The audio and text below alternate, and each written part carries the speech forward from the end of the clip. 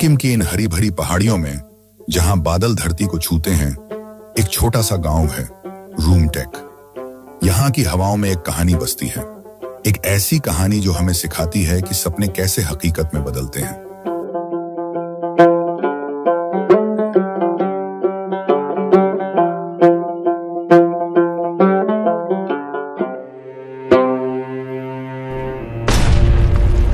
(1946) का वो साल जब दुनिया युद्ध के साए से बाहर निकल रही थी, रूमटेक में एक नई रोशनी जगमगाने लगी।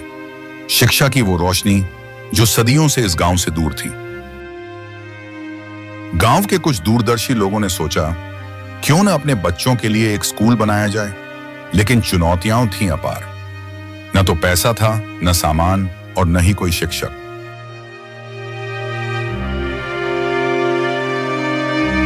उनकी सबसे बड़ी चुनौती एक शिक्षक को ढूंढना था, क्योंकि शिक्षित व्यक्ति रेगिस्तान में पानी की तरह दुर्लभ थे। लेकिन भाग्य ने बड़ी बारीकी से अपनी योजना बनाई थी। उनके बीच संगय छेरिंग भूटिया आए, जो पश्चिम बंगाल के दूरस्थ पेदोंग से थे और रूमटेक की फुमकी भूटिया से विवाह के बाद सिक्किम चले आए थे। गांव की समुदाय ने उन्हें रूमटेक में सामुदायिक शिक्षक के रूप में नियुक्त किया। हमारी माँ भागकर अपने लोगों के पास पेदोंग गई थी और वहीं माँ ने पिताजी से मुलाकात की और उन दोनों ने शादी कर ली। बाद में पिताजी भी माँ के साथ रूमटेक में आकर रहने लगे। वह रूमटेक आकर शिक्षक का काम करते थे और सभी को पता है कि उस समय कहीं भी स्कूल नहीं था। मेरे पिता रूमटेक स्कूल के पहले शिक्षक थे। गांव वालों ने गांव में स्कूल खोलने का फैसला किया, लेकिन गांव में कोई पढ़ा लिखा आदमी नहीं था। फिर गांव वालों की नजर सांगे छिरिंग पर पड़ी, जो एक पढ़े लिखे व्यक्ति थे। गांव वालों ने रूमटेक में एक कमेटी स्कूल का गठन किया और साथ ही छिरिंग जी को शिक्षक के पद पर नियुक्त किया गया। महान प्रयासों के साथ जो उदार भावना अक्सर होती है, उसी के तहत अनंता लाल नेपाल ने एक छोटा सा भूखंड दान किया और इस प्रकार 1946 में रावते नामक स्थान, जो बाद में गुरुबाडारा के नाम से जाना गया, में रूमटेक का पहला स्कूल स्थापित हुआ। और इस सिक्किम के छोटे से कोने में एक क्रांति शुरू हुई, न तलवारों या भाषणों से, बल्कि बीजों और पत्थरों से, बांस की चटाइयों और टिन की छतों से, और एक समुदाय की अटूट भावना से, जो अपने बच्चों के लिए शिक्षा की ज्योति जलाने के लिए दृढ़ था।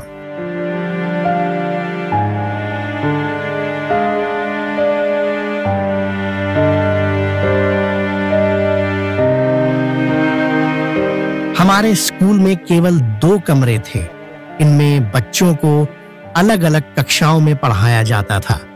एक कमरे में बड़े बच्चों की कक्षा लगती थी और दूसरे कमरे में छोटे बच्चों की। दोनों कक्षाओं को हमारे अध्यापक श्री संगय छेरिंग जी ही पढ़ाते थे।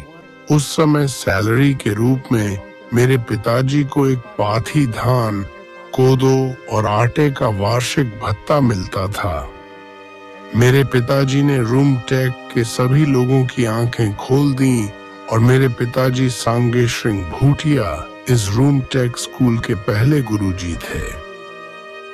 शिक्षा के बीजों ने जब जड़ें जमानी शुरू की, तो उन्हें फलने फूलने के लिए अधिक स्थान की आवश्यकता थी। 1958 में स्कूल को गैंडन भूतिया द्वारा दान की गई जमीन पर नया घर मिला, जो उनके पिता डाउ थिनली भूतिया की याद में दिया गया था। रूमटेक स्कूल की जमीन मेरे पिता ज्ञानदेन भूटिया जी ने दी थी। पहले राउटे में एक छोटा स्कूल था, लेकिन वह संकरा होने के कारण मेरे स्वर्गीय पिता ज्ञानदेन भूटिया जी ने अपने स्वर्गीय पिता डाउ थिनली के नाम पर रूमटेक में एक स्कूल खोलने के लिए जमीन दी थी। ज्ञान के बीजों ने रमटेक की उपजाऊ मिट्टी में जड़ें पकड़नी शुरू की और सिक्किम सरकार की पोषण निगाहों के नीचे फलने फूलने लगे। 1957 में स्कूल की युवाओं के दिमाग को आकार देने में महत्वपूर्ण भूमिका को पहचानते हुए अधिकारियों ने इसे प्राथमिक स्कूल का दर्जा दिया। एक काव्यात्मक मोड़ में संगाई छेरिंग भूतिया, जिन्होंने इस हिमालयन गांव में शिक्षा की चिंगारी को पहली बार प्रज्वलित किया था, को आधिकारिक रूप से शिक्षक के रूप में नियुक्त किया गया। उन्होंने 1968 तक 11 वर्षों तक उस ज्ञान के बाग को संभालते रहे जिसे उन्होंने प्यार से बोया था।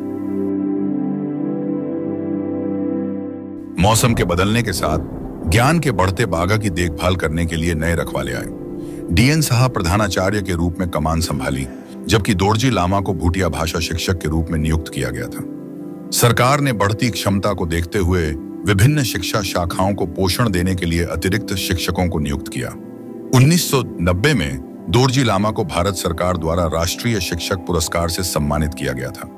मेरे पिताजी की पहली नियुक्ति रूम टेक स्कूल में हुई थी और उन्होंने वहीं से सेवानिवृत्ति ली।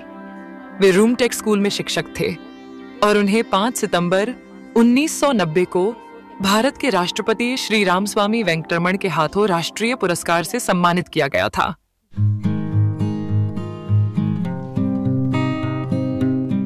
उन्नीस में इसे नई ऊंचाइयों पर पहुंचाया गया। पीके जोसेफ के नेतृत्व में यह जूनियर हाई स्कूल में बदल गया। 7 साल बाद 1985 में इसे और भी ऊंचाइयों पर ले जाते हुए इसे सेकेंडरी स्कूल में बदल दिया गया, जिसमें RS छेत्री ने प्रधानाध्यापक के रूप में कार्यभार संभाला। 2000 में विद्यालय ने उच्च माध्यमिक संस्थान के रूप में अपनी यात्रा प्रारंभ की और TB छेत्री ने नेतृत्व की जिम्मेदारी संभाली। इन ऊंचाइयों से विद्यालय ने अपनी महान मिशन को जारी रखा, हमेशा अपने छात्रों की आकांक्षाओं को ऊंचा उठाने के लिए प्रयासरत रहा।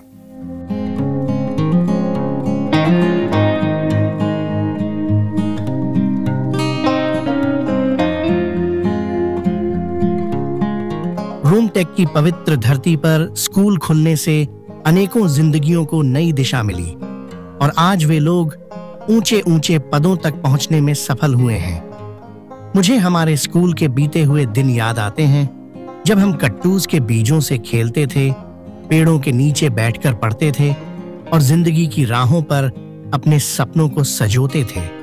पर अब वे दिन वापस नहीं आते, केवल यादें रह जाती हैं और मेरा मन भावुक हो जाता है। नदी जैसे पहाड़ों के बीच अपना रास्ता बनाती है, वैसे ही स्कूल ने अपने बच्चों के लिए अवसरों की निरंतर रचना की है। यह शिक्षा की स्थायी भावना का प्रतीक है, यह सुनिश्चित करते हुए कि हर छात्र जो इसके हॉल से गुजरता है सितारों तक पहुंचने के लिए सशक्त हो। उनका संभावित आकाश सिक्किमी आकाश की तरह अनंत है।